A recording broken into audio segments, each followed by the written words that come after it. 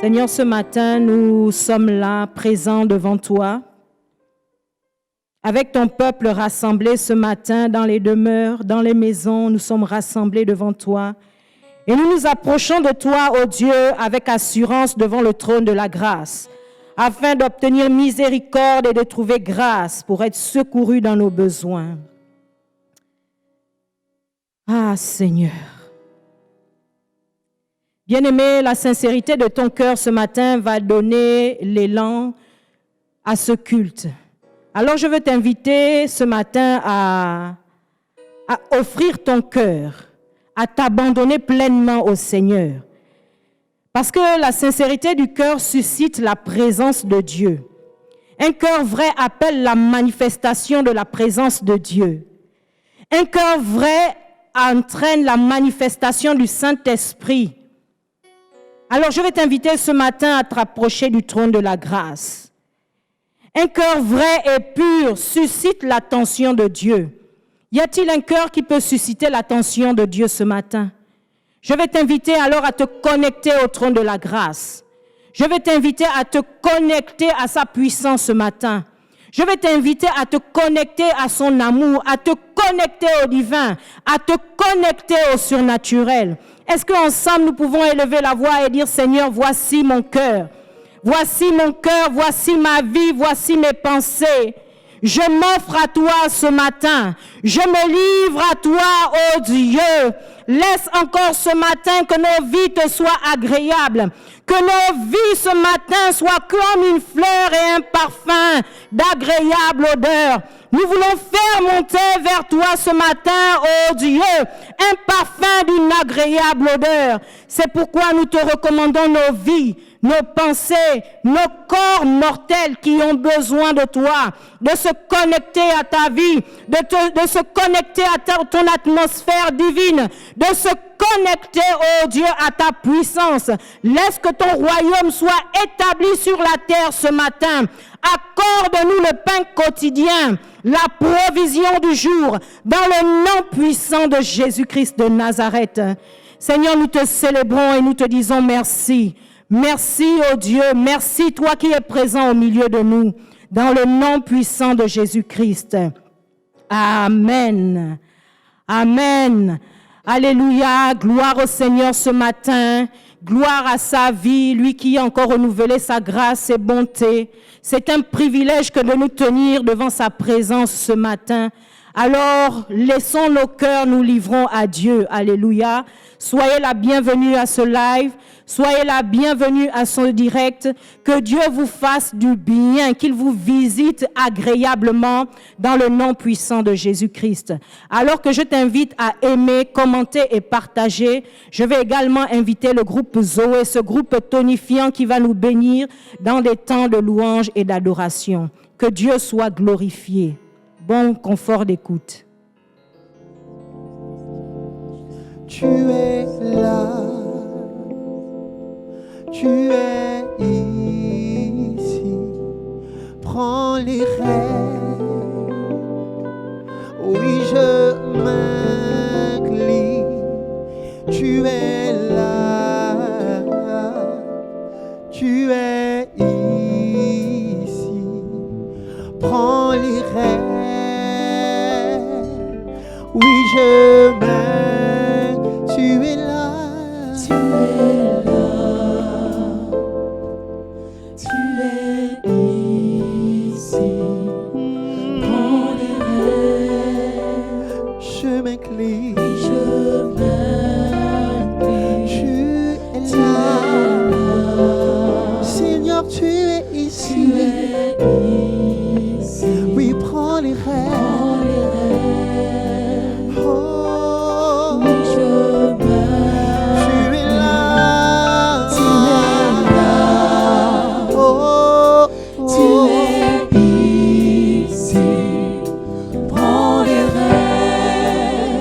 Je m'incline, oui, je m'incline. Tu es là, tu es ici, prends les rênes. Je m'incline, Seigneur. Oh, tu es là, tu es là.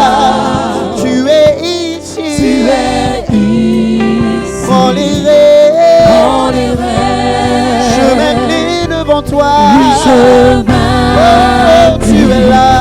Tu es là. Tu es ici. Tu es ici. Prends les rênes. Prends les rênes. Oh, je m'incline. Oui, je m'incline. Prends les rênes maintenant. Prends les rênes maintenant. Prends les rênes maintenant. Prends les rênes maintenant. Prends les rênes maintenant. prends Prends les rênes maintenant. Seigneur, prends les rênes maintenant. Yeah, prends les rênes. Prends les rênes maintenant. Oh, prends les rênes Maintenant. prends les Prends rênes les rênes maintenant. prends les rênes prends les rênes prends les rênes maintenant. Prends les rênes maintenant. Seigneur, Seigneur, Seigneur, prends les rênes maintenant. prends les Prends les rênes rênes maintenant. Yeah, yeah, yeah, yeah, yeah, yeah, yeah, yeah, yeah,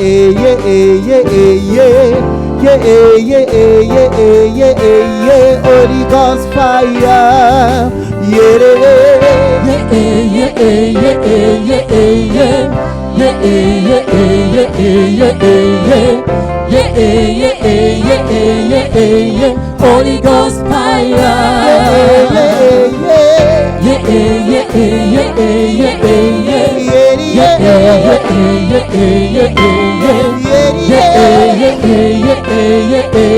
Holy Ghost fire. Holy Ghost fire.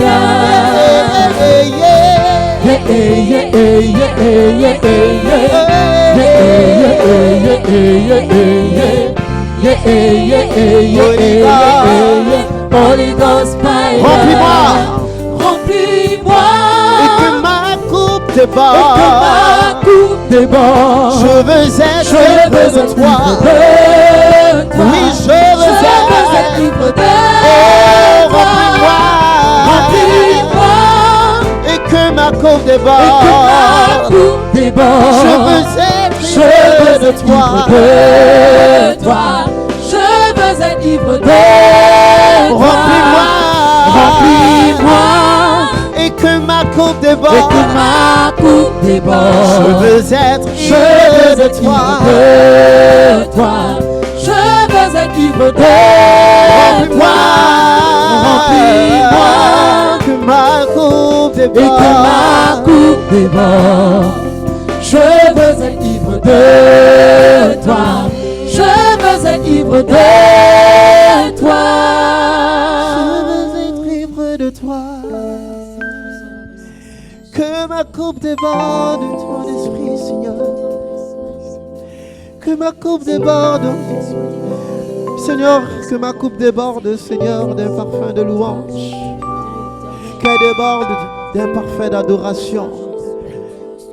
Seigneur, permets que chaque jour, mon cœur et mon être entier puissent te glorifier, puissent, Seigneur, te rendre, Seigneur, ce que tu mérites. Alléluia. Gloire à toi, Seigneur. Est-ce que tu peux acclamer encore le roi de gloire ce matin? J'aimerais que tu puisses acclamer très fort le Seigneur parce qu'il est le maître de l'univers. Alléluia. Il est le créateur du ciel et de la terre. Et si aujourd'hui tu es encore en vie, si tu peux encore te déplacer et faire un certain nombre de choses, c'est parce que le Seigneur l'a bien voulu. J'aimerais dire à quelqu'un ce matin, se lever chaque jour n'est pas une habitude, mais c'est une grâce. Alors c'est une raison pour nous de pouvoir encore le célébrer. Est-ce que tu peux commencer à danser pour le roi des rois et pousser des cris de joie? À toi la gloire. Acclame ce Dieu puissant.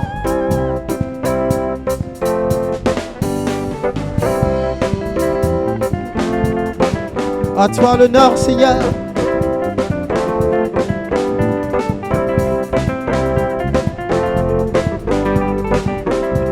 Nous allons le dire ensemble. Maître de l'univers, on y va. Maître de l'univers. Maître de l'univers. Maître de l'univers. Maître de l'univers. Maître de l'univers. Maître dessus les principautés. Au-dessus des principautés. Maître dessus de tout pouvoir. Au-dessus de tout pouvoir. Au-dessus de toute règle. Au-dessus de toute règle. Tu es le maître. Maître de l'univers. Oh, maître de l'univers. Maître de l'univers. C'est toi le maître de l'univers. De l'univers. Maître de l'univers. Maître de l'univers. Maître de l'univers. Maître dessus des principautés. Au-dessus des principautés. Oui, tu es le maître dessus de tout pouvoir. Au-dessus de tout pouvoir. Maître dessus de toute règle. Au-dessus de toute règle. Tu es le maître. Maître de l'univers. Maître de l'univers. De l'univers. Oh, oh, oh. Maître de l'univers. Maître de l'univers. Maître de l'univers. Tu es le maître au-dessus des principautés, au-dessus de tout pouvoir, au-dessus de tout pouvoir, au-dessus de toute règle, au-dessus de toute règle. Tu es le maître, maître de l'univers. Tu es le maître de l'univers, disons-le. Maître de l'univers. De l'univers. Maître de l'univers. Maître de l'univers. Maître dessus de des principautés. Tu es le maître au-dessus des principautés. Au-dessus de Tu es tout le maître pouvoir. au-dessus de tout Au-dessus de pouvoir. toute Tu es le règle. maître au-dessus de toute règle. Tu es le maître, maître de l'univers. Tu es le maître dessus des principautés. Tu es le maître au-dessus des principautés. Au-dessus de tout Tu es le règne. maître au-dessus de tout pouvoir. Tu es le maître au-dessus de toute règle. Tu es le maître, maître de l'univers. Est-ce que tu peux danser pour le maître de l'univers? Alléluia.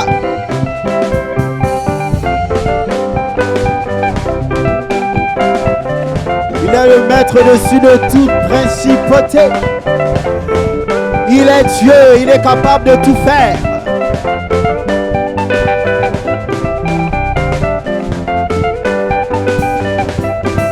Tu es le maître au-dessus des principautés. Tu es le maître au-dessus des principautés. Tu es le maître au-dessus de tout pouvoir. Au-dessus Tu es de le toute maître règle. Au-dessus de toute règle. Tu es le maître, maître de l'univers. Tu es le maître au-dessus des principautés.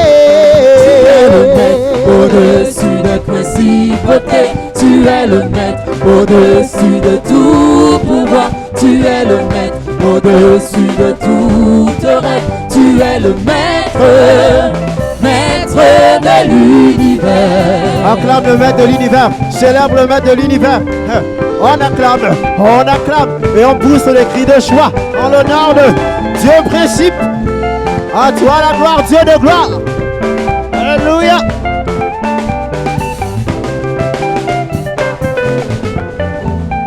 Et monte mon roi, la victoire t'appartient, je te chanterai tous les jours.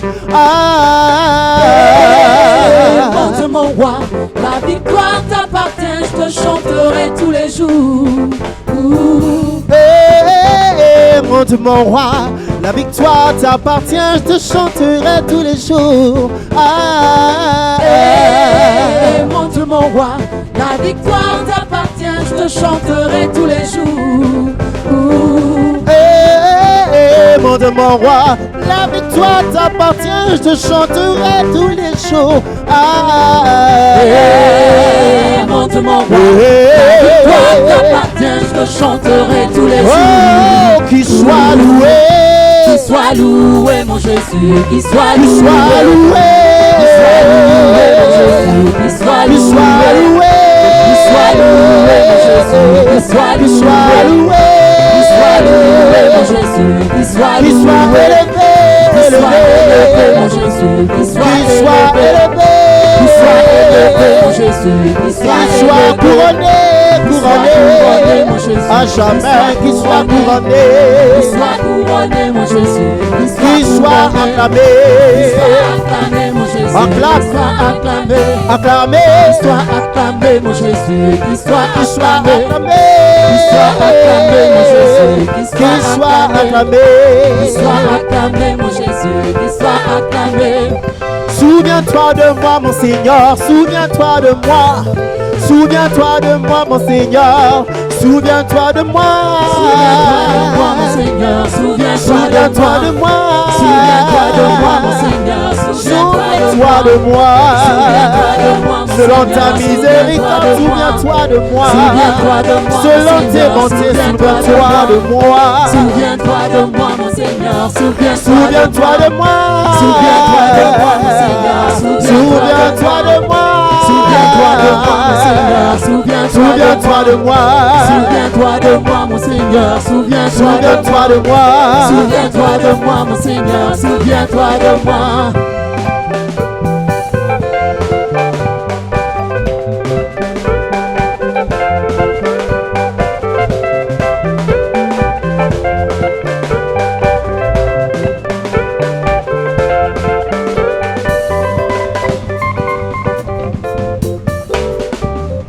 Qu'il soit honoré mon Jésus, qu'il soit honoré, qu'il soit honoré mon Jésus, qu'il soit honoré, qu'il soit honoré mon Jésus, qu'il soit honoré, qu'il soit honoré mon Jésus, qu'il soit honoré, qu'il soit honoré mon Jésus, qu'il soit honoré, qu'il soit honoré mon Jésus, qu'il soit élevé, qu'il soit élevé mon Jésus, qu'il soit élevé, mon Jésus, qu'il soit élevé, mon Jésus, qu'il soit élevé, mon Jésus, qu'il soit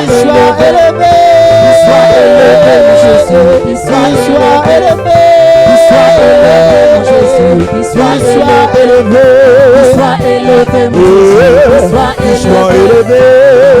élevé, mon Jésus, qu'il soit élevé, mon Jésus, qu'il soit élevé, mon Jésus, qu'il soit élevé, mon Jésus, qu'il soit élevé,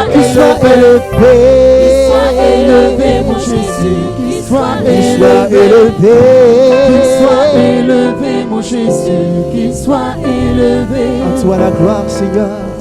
Sois élevé au plus haut des cieux. Nous te célébrons encore et nous te disons merci pour ces temps de célébration, de louange. À toi la gloire, toi qui es digne d'être chaque jour loué et acclamé sur toute la terre. Que ton nom soit glorifié, notre Père et notre Dieu.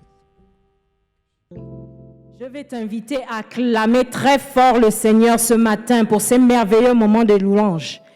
Lorsque nous acclamons le Seigneur, nous provoquons quelque chose dans le ciel. Tes cris de triomphe et tes acclamations vont libérer l'atmosphère ce matin. Alors, est-ce que tu peux acclamer le Seigneur? Ensemble, dans nos demeures, est-ce que nous pouvons acclamer très fort? Acclamons. Alléluia. Nous t'acclamons au roi des rois. Nous te magnifions et nous te célébrons. Nous te disons merci pour ces moments de gloire, ces moments de puissance, ces moments, oh Dieu, où tu as encore révolutionné nos vies à travers la louange et l'adoration. Béni sois-tu, notre Père et notre Dieu, dans le nom de Jésus-Christ de Nazareth. Amen. Amen, amen. Alors, nous sommes en train de rentrer dans le corps de notre culte et nous voulons passer à la phase de la parole de Dieu.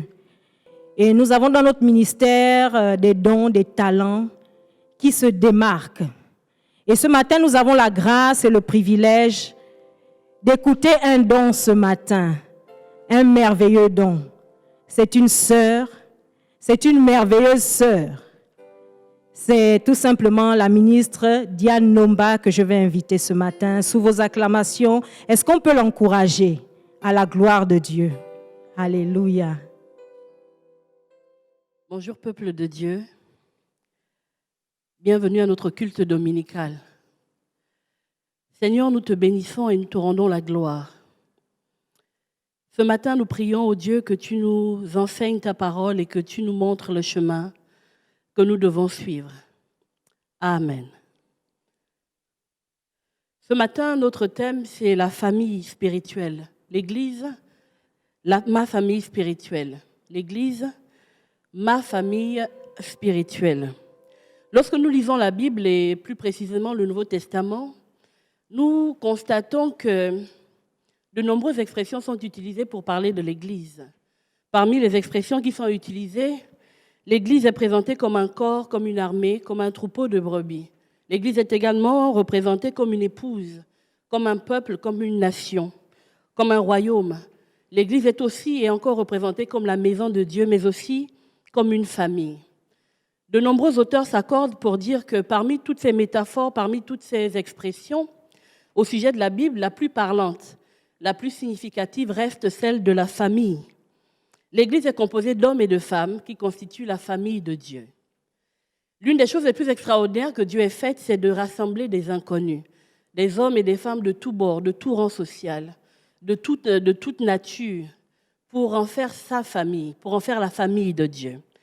Nous voulons lire ensemble le livre de Marc, le chapitre 3, le verset 35, pour comprendre qui sont les membres de cette famille.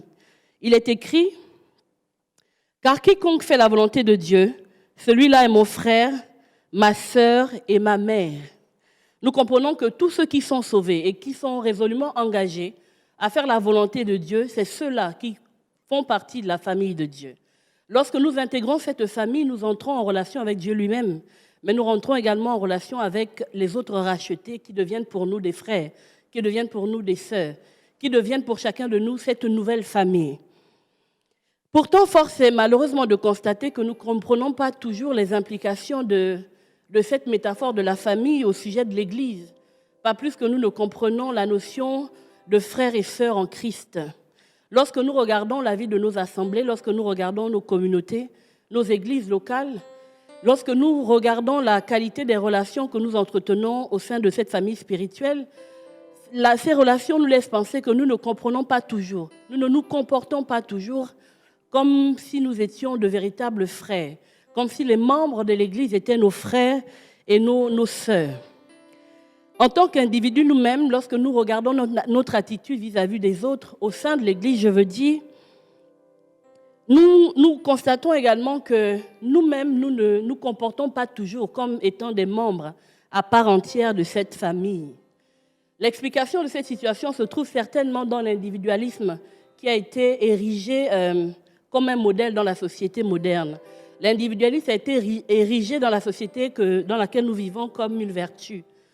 On nous a laissé croire que l'individualisme était une bonne chose. On nous a laissé croire que l'individualisme était avantageux pour chacun de nous. Et on a apparenté l'individualisme à de l'indépendance ou de l'autonomie, ce qui est totalement faux. L'un des problèmes majeurs de la société actuelle, c'est que nous avons laissé l'individualisme s'enraciner dans nos mœurs. Nous avons laissé l'individualisme véritablement s'enraciner dans nos mentalités. Nous avons permis au jeu, au moi, de prévaloir au détriment du nous. Nous avons laissé les intérêts individuels, qui sont d'abord des intérêts égoïstes, prévaloir sur l'intérêt général, sur l'intérêt collectif. Nous avons hissé l'individu au-dessus de la communauté, au-dessus de la famille, au-dessus du groupe.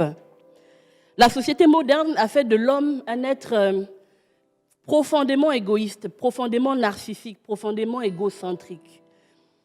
Et l'un des plus grands échecs de l'Église aura été de se laisser infecter par l'individualisme. L'individualisme qui nous empêche de considérer le corps de Christ dans son ensemble et l'individualisme qui nous rend réfractaires à la communion fraternelle. L'Église ressemble de plus à la société dans laquelle elle vit.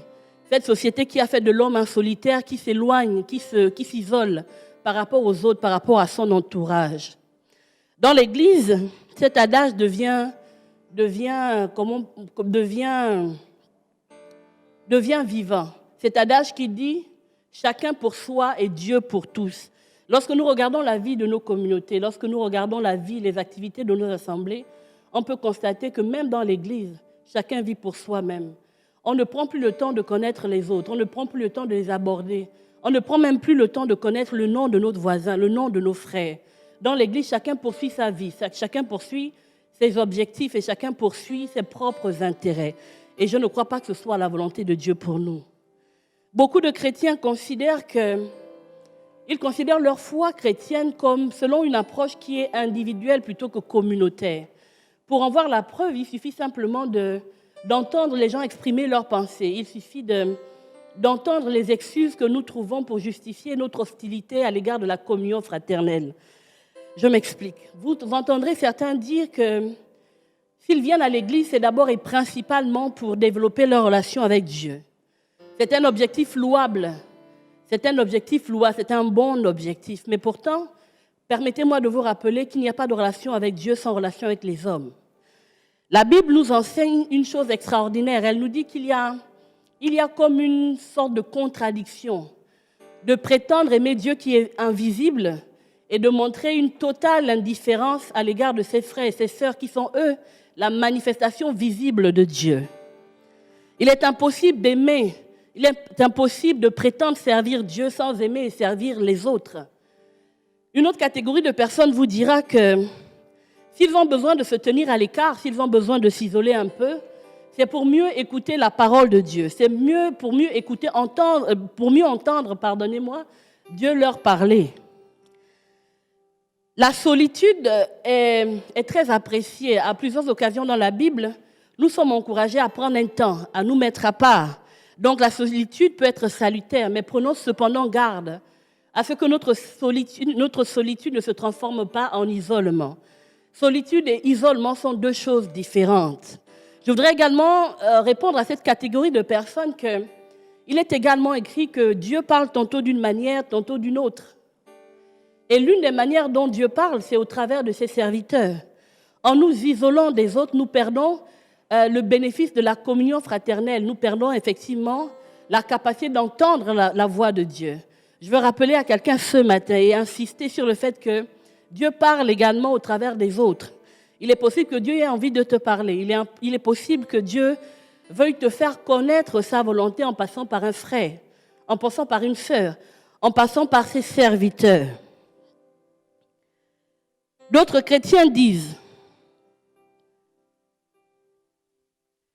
que s'ils se mettent à part et s'ils s'isolent, c'est parce qu'ils ont envie, ils ont le désir de grandir spirituellement. Là encore, c'est une autre chose, c'est une bonne chose, une chose très bonne. Cependant, n'oublions pas que la vie chrétienne ne se vit pas seule. La vie chrétienne se vit en assemblée. Et souvent, très souvent, lorsque Dieu veut nous faire grandir, lorsque Dieu veut nous faire progresser dans notre vie, notre marche chrétienne, il utilise les autres, il utilise nos frères et nos sœurs. Et vous conviendrez avec moi que pour manifester les fruits de l'esprit, je prendrai l'exemple de l'amour et de la bonté, il faut nécessairement que je sois en relation avec quelqu'un d'autre que moi-même. Certains fruits de l'esprit ne peuvent se manifester si je vis en reclus, si je vis à part, si je vis à l'écart. Beaucoup restent persuadés que s'intéresser seulement à ses priorités, s'intéresser à ses propres besoins est une bonne chose. Laissez-moi répondre à ces personnes en lisant le livre de Philippiens, le chapitre 2, le verset 4, où il est écrit que chacun de vous, au lieu de considérer ses propres intérêts, considère aussi ceux des autres. Que chacun de vous, au lieu de considérer ses propres intérêts, considère aussi ceux des autres. La volonté de Dieu, c'est de nous délivrer de l'égoïsme. La volonté de Dieu, c'est aussi de nous délivrer de l'arrogance. La volonté de Dieu reste également de nous rendre capables de faire abstraction de nous-mêmes, de mettre de côté notre individualité pour aider les autres à avancer, pour aider les autres à atteindre leurs objectifs. Ce matin, j'insiste, permettez-moi de le faire, sur le fait que nous devons arrêter, nous devons simplement cesser de nous cacher derrière de faux prétextes. Des prétextes comme le respect de la vie privée d'autrui. Parfois, nous utilisons ce prétexte de respecter la vie privée des autres pour simplement ne pas nous ingérer. Mais la vérité, c'est que nous ne voulons pas simplement aider les autres. Nous ne voulons pas simplement les soutenir. Nous voulons les laisser se débrouiller avec leurs problèmes. Nous voulons simplement justifier notre indifférence devant la détresse de ceux qui sont à nos côtés.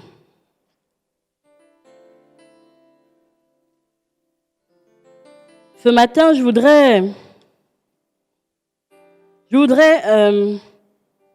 dire une chose. Il est bon de crier, il est bon d'approfondir, il est bon d'entretenir et de développer une relation personnelle avec Dieu. C'est essentiel pour notre foi. C'est essentiel dans notre marche et chaque chrétien est encouragé à le faire. Il est bon d'entretenir cette relation avec le Seigneur parce que cette relation nous permet non seulement de connaître sa volonté, mais aussi de la mettre en pratique. Cette relation nous permettra de vivre cette vie digne que Dieu attend, cette vie qui est conforme à la pensée de Dieu. Mais permettez-moi également d'insister sur le fait que cette relation avec Dieu n'aura jamais pour objectif de nous éloigner des autres. Elle n'aura jamais pour objectif de nous éloigner de nos frères, de nous isoler de notre famille spirituelle et de nous conduire à mener une vie en autarcie. Ce n'est pas la volonté de Dieu. Ce n'est pas la volonté de Dieu. J'insiste encore une fois, ce n'est pas la volonté de Dieu. Car selon le livre de 1 Pierre, le chapitre 1, le verset 22, la volonté de Dieu, c'est de nous aimer les uns les autres ardemment et de tout cœur. De nous aimer. La volonté de Dieu est clairement exprimée dans le livre de 1 Pierre, le chapitre 1er, le verset 22, en nous disant, en nous encourageant à nous aimer les uns les autres ardemment et de tout cœur. Dieu veut que nous sortions des relations conventionnelles, des relations figées que nous entretenons au sein de nos familles spirituelles. Dieu veut nous délivrer ce matin et tout le mois de décembre parce que notre thème pour le mois de décembre, c'est de persévérer dans la communion fraternelle. Et nous comprenons depuis 3 semaines que Dieu veut nous sortir des relations purement fonctionnelles avec nos frères et nos sœurs en Christ. Ce que Dieu veut, c'est que nous parvenions à la communion fraternelle. Une communion, comme dans ce texte, nous avons dit, qui soit ardente. Une communion qui soit vivante. Dieu veut que nous soyons une famille. Et il veut cette famille aimante. Il veut cette famille unie. Il veut cette famille solidaire. Il la veut dynamique. Il la veut puissante. Et il la veut sincère. Il la veut victorieuse. Voilà cette famille que Dieu attend de nous. Et la communion fraternelle, c'est le moyen que Dieu utilise pour sortir de l'isolement. La communion fraternelle, c'est ce moyen-là qu'il utilise pour affermir nos relations avec nos frères. Et pour nous, en tant que chrétiens, en tant que fils et filles de Dieu, la communion fraternelle reste une grande richesse. Une richesse qui nous permet d'évoluer ensemble, une richesse qui nous permet de grandir, de nous épanouir et de rayonner ensemble. Et nous ne voulons pas et nous ne devons pas nous priver de cette richesse.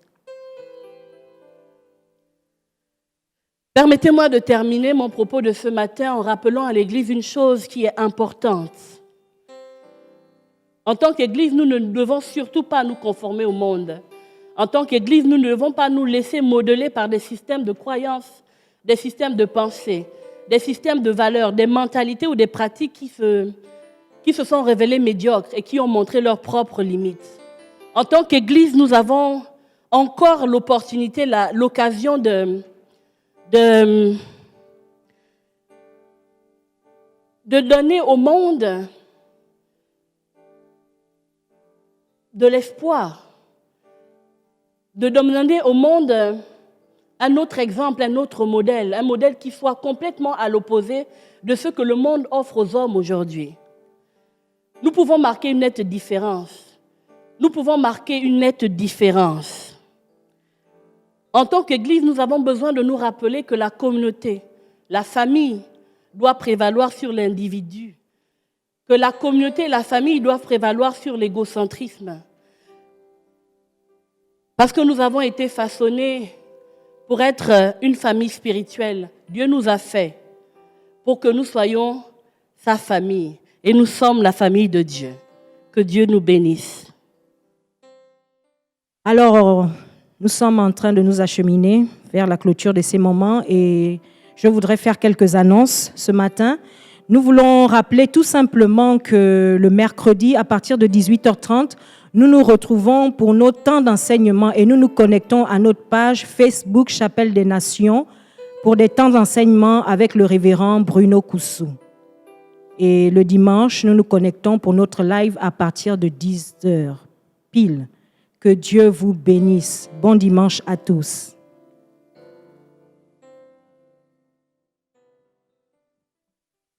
Nous passons à une autre étape et pour nous y préparer, nous voulons lire ensemble le texte de Hébreux, le chapitre 13, le verset 16. Hébreux, le chapitre 13, le verset 16. Et n'oubliez pas la bienfaisance et la libéralité, car c'est à de tels sacrifices que Dieu prend plaisir. Et n'oubliez pas la bienfaisance et la libéralité, car c'est à de tels sacrifices que Dieu prend plaisir. Ce texte nous dit que Dieu prend plaisir à la libéralité, Dieu prend plaisir à nos dîmes et à nos offrandes. Et ce texte nous enseigne aussi que la seule exigence qui pèse sur nous alors que nous donnons à Dieu, alors que nous apportons nos dîmes et nos offrandes, c'est d'avoir une bonne disposition de cœur. J'invite donc quelqu'un ce matin à prendre une bonne offrande. Une offrande qui soit conforme au cœur de Dieu, qui soit agréable à Dieu ce matin. Alors que nous nous levons maintenant avec nos offrandes et avec nos dîmes, nous voulons prier ensemble. Seigneur, en reconnaissance de ce que tu as fait pour chacun de nous tout au long de cette semaine, nous te disons merci. Comme marque de reconnaissance, nous voici devant toi, Père, ce matin, avec nos dîmes et avec nos offrandes.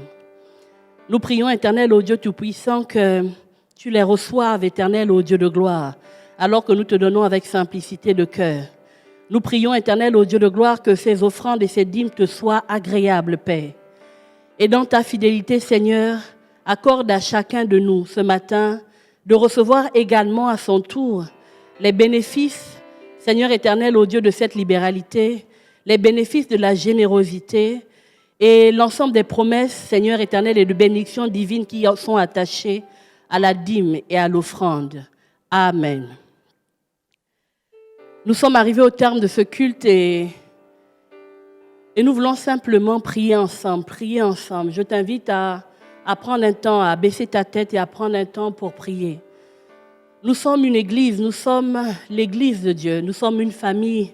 Et Dieu nous rappelle ce matin que nous devons être cette famille spirituelle. Nous voulons changer nos comportements, nous voulons changer notre attitude vis-à-vis des gens que Dieu a mis à nos côtés. Et nous voulons prier ce matin. Je t'invite à prier. Si ce message t'a parlé, je t'invite simplement à prier le Seigneur pour recevoir le secours et l'aide dont tu as besoin, pour changer ta vision des autres, pour changer ton attitude, pour changer ton comportement et pour attraper cette force, cette richesse qu'est la communion fraternelle. Seigneur, tu as parlé ce matin et tu nous as fait connaître ta volonté. Seigneur, tu as parlé ce matin et nous sommes ton peuple. Nous avons entendu ta voix. Nous prions maintenant, Éternel, ô Dieu de gloire, que avec l'assistance du Saint-Esprit, tu permettes à chacun de nous d'adhérer pleinement à la communion fraternelle. Seigneur, donne-nous la volonté, mais aussi la capacité de changer la nature de nos relations avec nos frères, de changer la nature de nos relations, de nos rapports avec nos frères, et de devenir cette famille éternelle que tu désires tant, de devenir, Éternel, cette famille éternelle à laquelle tu prends plaisir. Seigneur, nous te bénissons, Éternel, ô Dieu de gloire, et nous prions, Éternel, que chaque jour, Éternel, nous soyons témoins de ces changements. Que chaque jour, Seigneur éternel, tu fasses tomber les préjugés. Que tu abaisses, Éternel, ô Dieu, les barrières. Et que tu nous rapproches, Éternel, ô Dieu de gloire, des uns et des autres. Donne-nous de nous aimer. Tu as dit de nous aimer ardemment. Nous faisons le choix, Éternel, de te suivre. Nous faisons le choix ce matin, Éternel, de t'obéir. C'est au nom de Jésus ce matin que nous prions. Amen. Je vous souhaite à tous un bon début de semaine. Que la gloire de Dieu vous accompagne dans le nom puissant de Jésus-Christ. Amen.